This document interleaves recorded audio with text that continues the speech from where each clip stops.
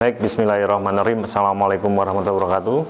Izin perkenalkan, saya Agung Krismanto, salah satu mahasiswa dari universitas di Indonesia, yaitu BINUS University.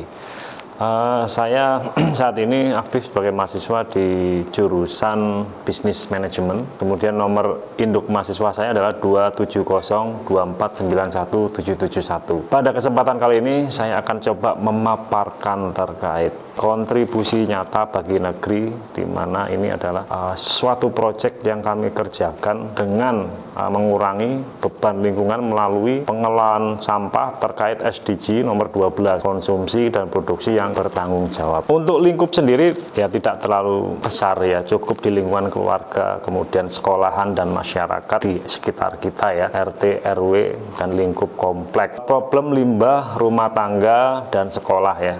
Limbah rumah tangga dan sekolah merupakan masalah kompleks yang terus meningkat seiring dengan pertumbuhan populasi dan perubahan gaya hidup. Beberapa problem utama terkait limbah di kedua lingkungan ini yaitu kita bisa lihat adalah pengelolaan limbah yang tidak efektif tentu saja. Kemudian yang kedua, kurangnya kesadaran dan edukasi, dan yang terakhir volume limbah yang besar atau produksi di area rumah tangga, sekolah ya, itu cukup besar sehingga memang penanganannya yang cukup kurang. Kita bisa telusuri lebih dalam lagi bagaimana dampak dan solusinya. Terus kenapa sih bisa demikian dari 3 poin ini ya.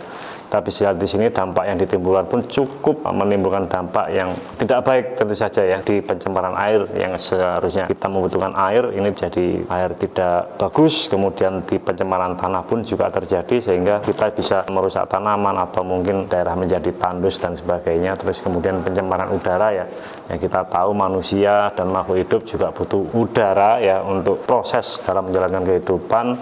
Dan terakhir tentu saja masalah kesehatan pasti akan berdampak juga ya. Bisa kita lihat kenapa sih problem limbah rumah tangga dan sekolah ini tidak bisa kita antisipasi sehingga bisa menjadi sebuah penanganan dan pencegahan yang bagus. Baik, solusi untuk mengatasi problem limbah rumah tangga dan sekolah diperlukan upaya yang kolektif dari berbagai pihak ya. Berbagai pihak di sini tentu saja ya, dari diri sendiri, keluarga kecil kita, terus lingkungan di rumah kita, lingkungan sekolah, sehingga sampai mungkin lingkungan di RT RW ya, untuk mengelola limbah tersebut ya. Satu, ya, peningkatan kesadaran dan edukasi. Tentu saja ini harus cukup intens ya dalam program edukasi tentang pengelolaan limbah yang baik ya, mulai dari pengelolaan sampah di tingkat rumah tangga ya, dan kemudian yang ada di sekolah juga, terus kemudian di masyarakat ya. Cukup kita mengelola bisa sampai tingkat RW begitu ya, atau ya kompleks tempat ya. Terus kemudian pengembangan sistem bagaimana kita mengelola limbah supaya terintegrasi ya, mulai dari pengumpulan, pemilahan, terus pengolahan hingga pembuangan akhir. Terus yang ketiga adalah pengurangan penggunaan plastik ya. Memang kita tahu produksi plastik pun untuk kantong ya kan, kantong atau apapun tempat itu banyak yang terbuat dari plastik. Ini ya memang menjadi tantangan tersendiri ya, bagaimana kita mengurangi penggunaan plastik sekali pakai dan beralih ke produk yang lebih ramah lingkungan ya. Ya, sekali pakai itu yang menjadi ini langsung dibuang seperti itu ya.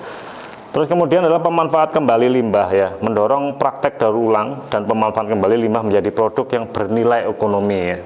Itu menjadi juga salah satu PR ya, PR bagi kita semua. Peran aktif pemerintah dan masyarakat. Nah, ini juga kita butuhkan pemerintah, bagaimana pemerintah berkolaborasi dengan masyarakat ya, sehingga menularkan ya, mengedukasi masyarakat, memberikan fasilitas ya, sehingga masyarakat bisa berperan aktif dalam menciptakan lingkungan yang bersih dan sehat. Dengan upaya bersama ini kita dapat mengatasi problem limbah rumah tangga dan sekolah ya, serta mengurangi dampak negatif yang diakibatkannya ya. Nah, kita bisa melihat ya referensi yang ada di buku, kemudian YouTube ya, cukup banyak. Salah satu contoh di area Cilacap ya, PT Solusi Bank Indonesia ya, di Cilacap Plan gitu ya. Jadi kolaborasi antara perusahaan ya, CSR, kemudian menurunkan dengan masyarakat gitu kan, dia mengelola limbah sehingga limbah ini menjadi produk ya, sehingga kita bisa menjadikan masyarakat sekitar bisa paling nggak produktif dan bisa menghasilkan salary gitu, menciptakan sumber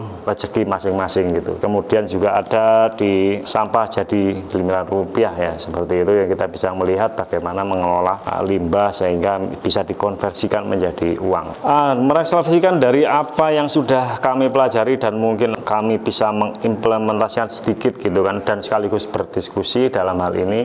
Memang saya sudah berdiskusi ya dengan salah satu seorang pelaku CSR ya dari PT Unitek Trastor Site Tanjung ya, dengan Bapak Yusuf Maulana, sarjana teknik ya. Beliau adalah seorang leader dari Korpu Area Leader ya, dan beliau kebetulan adalah mempunyai tugas untuk mengedukasi binaan-binaan sekolah di sekitar. Apa sih gitu yang saya dapat dari beliau gitu kan?